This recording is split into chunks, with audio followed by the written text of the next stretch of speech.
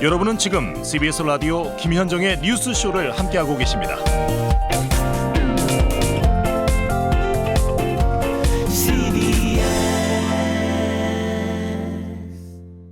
UFG, 을지 프리덤 가디언 훈련. 한국과 미국이 합동으로 하는 가장 큰 규모의 훈련이죠. 전쟁이 났다는 가정을 하고요. 전군이 참여하는 대규모 훈련입니다. 이른바 워게임입니다. 바로 그 을지 프리덤 가디언 훈련이 8월로 예정이 돼 있었는데요. 그게 취소가 될 것 같습니다. 미국의 폭스뉴스 또 AFP 통신 등이 이 같은 내용을 밝혔는데 아마 오늘 정도면은 미국 정부가 공식 발표를 할 것으로 보입니다. 결국 트럼프 대통령이 북미 정상회담 끝내고 한 기자회견에서 했던 얘기. 우리는 북한과 협상하는 중에는 워게임을 중단할 거다라는 말이 현실화가 되는 거죠. 그 당시에 국내에서는 이 부분이 상당히 민감하게 받아들여졌었던 건데 그게 바로 실천이 되는 겁니다. 의미를 들여다보죠. 경남대 극동문제연구소 김동엽 교수 연결을 해보겠습니다. 김 교수님 안녕하세요. 예, 안녕하십니까? 아직 미국이 공식 발표한 건 아니지만 거의 뭐 기정사실로 봐도 되는 거죠? 그럴 것 같습니다. 뭐 지금 저희 대통령 주재로 이제 어제 NSC도 했지 않습니까? 예. 하고 이제 폼페오 장관도 방한을 해서 있었고요. 또 제가 듣기로는 아침에 그 한미 국방부 장관도 서로 이거에 관해서 이제 통화를 하고 협의를 했다는 이제 이야기가 들리고 있는 맞습니다. 거에 봐서는 예, 상당 부분 이제 공식화되지 않을까라고 생각을 하고 있습니다. 문재인 대통령 어제 NSC 국가안전보장회의 끝나고 나서 훈련 중단을 신중히 검토하겠다 이런 발언을 하긴 했습니다만 사실상은 미국과 조율이 이게 끝났거나 끝나가는 거 아닌가 이렇게 봐야 될 것 같아요. 어떤 역사적인 회담의 어떤 결과물로서 나온 것에 대해서 큰 틀에서 그 결정된 사항에 대해서 나름대로 존중해 줄 필요는 있다고 생각을 합니다. 사실은 이 말이 이제 북미 회담 후에 트럼프가 기자회견에서 했던 말이었는데 바로 실천이 되는 겁니다. 그게 12일 날 한 얘기인데 오늘이 15일이니까 3일 만에 바로 실천이 되는 거예요. 이거 어떻게 해석해야 됩니까? 기자회견에서 뭐 즉흥적으로 나온 것은 분명히 아니라고 저는 생각하고요. 즉흥적인 발언이 아니었다. 예, 그거는 뭐 즉흥적이지 않을 거라고 생각을 그러면 합니다. 그 전에 성김과 뭐 최선희 부상이나 이런 사람들이 물밑 회담할 때 이미 다 조율이 끝났을 거라는 말씀이세요? 그때 아마 이미 어느 정도 이야기가 되지 않았을까 생각을 하고요. 아마 이 합의문에는 들어가지 않았지만 이 합의문을 이행을 하는 그 시그널이라죠. 첫 번째 그 신호로서 양쪽 다 어떤 상징적인 선제 조치를 하나씩 하는 걸로 뭐 했지 않았을까라고 생각을 하는데요. 북한의 그럼 상징적인 선제 조치는 뭡니까? 미사일 엔진 실험장 폐기를 하겠다는 게 또 그 포함이 돼 있지 않지만 하겠다고 했지 않습니까? 그래서 어떤 이 상징적인 조치로서 미사일 ICBM 엔진 실험장의 어떤 폐쇄와 미국의 한미연합훈련 중단 이것이 북미 정상회담을 시작하는 시작점 을 만든 것이 아닌가라고 생각이 됩니다. 그렇군요. 아니 기자회견에서 그렇게 발언을 한번 하더니 3일 만에 바로 이 큰 훈련을 중단해버리네라고 할 것이 아니라 그 전에 이미 논의가 한참 진행이 된 것을 실천하는 거다. 첫 신호탄이다. 이렇게 해석하신다는 말씀이세요. 예, 그렇습니다.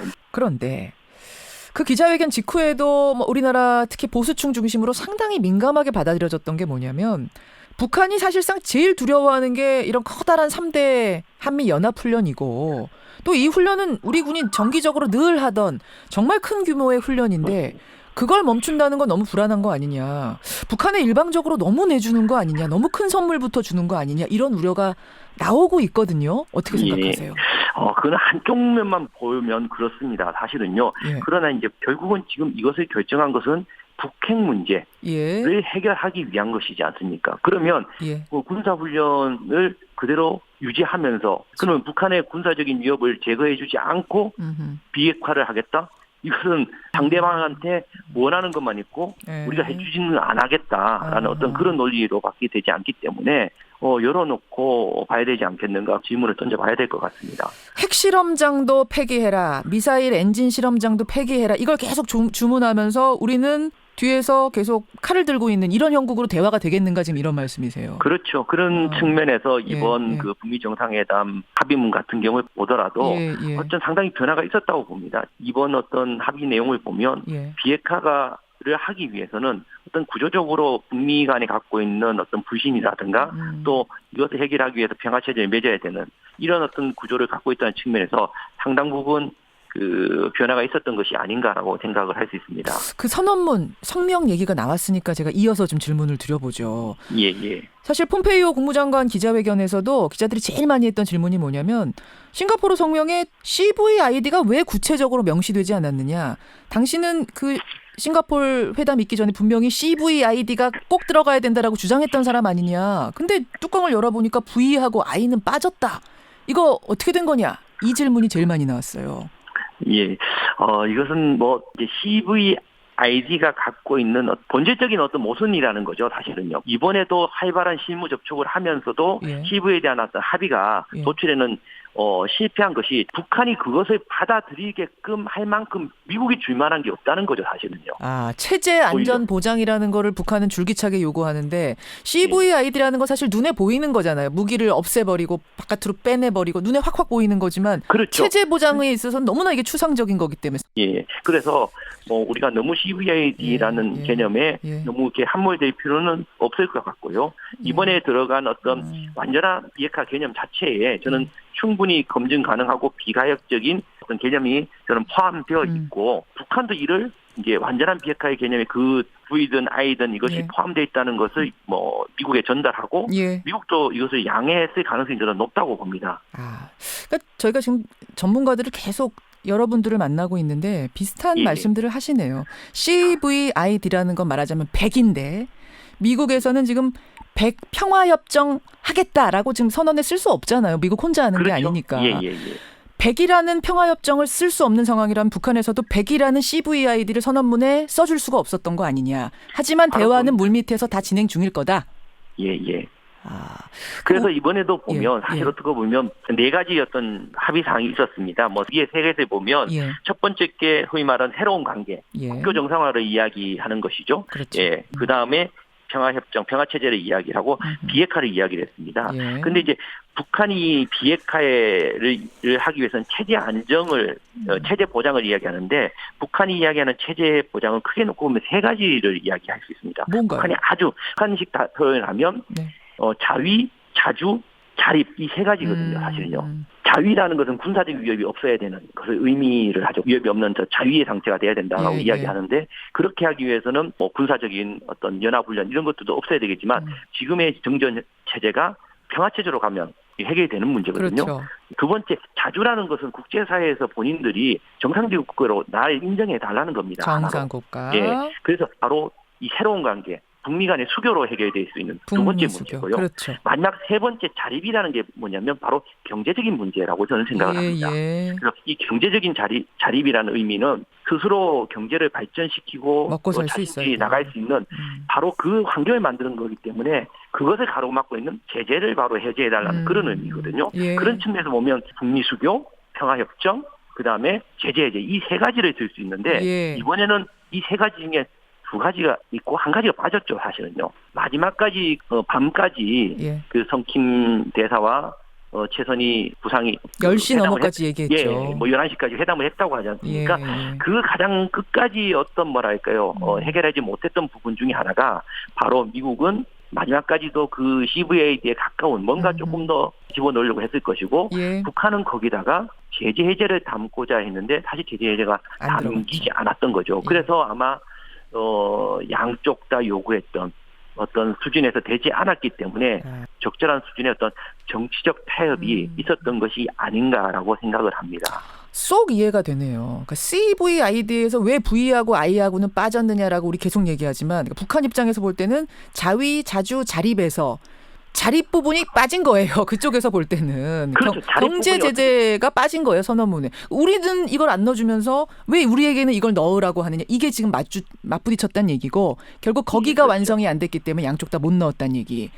그렇다고 봐야 되겠는데 나름대로 상당 부분 근접해서 가고 있는 것이 아닌가라고 생각을 합니다. 근접해서는 가는데 마지막까지 계속 이 상태로 완결이 안 지어질 가능성은 없겠습니까? 너무 우리가 긍정적으로만 보는 건 아닌가요? 사실 어떻게 보면 트럼프도 급하지만 김정은 위원장은 이미 되돌아갈 수 없는 강을 건넜다고 봅니다. 사실은요. 어떻게 그렇게 보세요? 북한에서 지금 나오는 그 조중통이라든가 노동신문에 나오는 그 문구를 보면 이미 이것은 인민에 대한 약속이거든요. 사실은요.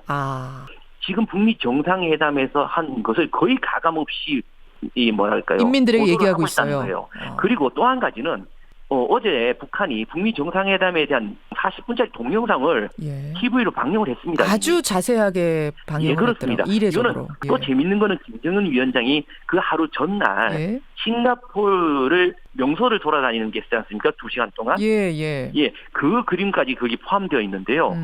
발전된 싱가포르의 모습을 왜 동영상을 만들어서 인민들이 볼 수 있도록 방영을 했겠냐는 거거든요. 왜입니까? 지난 4월 20일 날 전원회의 때 김정은 위원장이 한 말이 이런 말이 있습니다.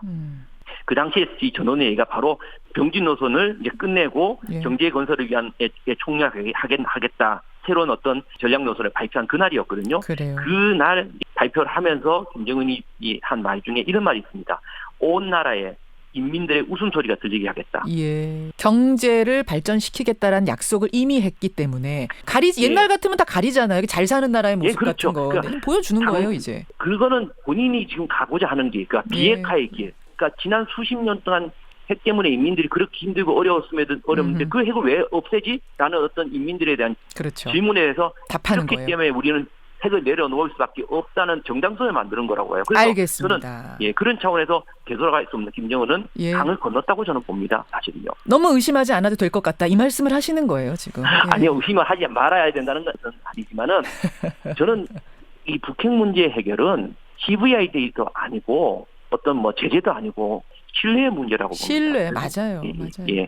결국 우리가 북핵 문제를 어떤 압박이나 제재나 군사적 문제나 또 이 CVI대로 풀려고 하는 것이 아니라 북핵 문제의 답은 바로 신뢰에 있었다라고 생각하고요.